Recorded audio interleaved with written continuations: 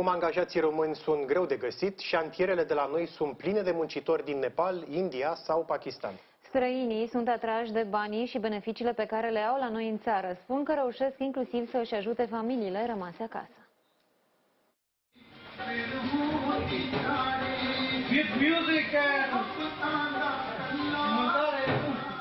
Salarii satisfăcătoare, un loc de dormit și ingrediente puse la dispoziție pentru a-și prepara mâncarea ca acasă. Așa arată condițiile de muncă pentru o echipă de muncitori din Asia care lucrează pe un șantier din Ploiești. Salary अच्छा है, खाना भी कंपनी का है, transportation, all.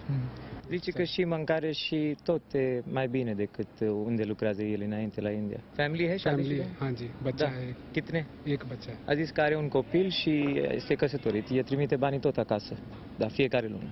Sectorul construcțiilor din România are un deficit mare de forță de muncă. Muncitori români nu prea se mai găsesc.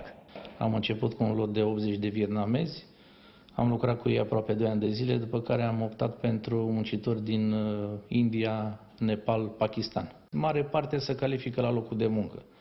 Nu vin cu o experiență foarte vastă, dar vor să muncească. Cererea pentru forță de muncă din străinătate s-a dublat în ultimul an, spun administratorii. Avem cerere foarte mare în construcții, dar nu numai. În hoteluri, restaurante, cantine, absolut în orice domeniu. Mai nou avem o cerere și de medici. România nu mai are resursa cu care să vină către sectorul de construcții. Sectorul este unul riscant.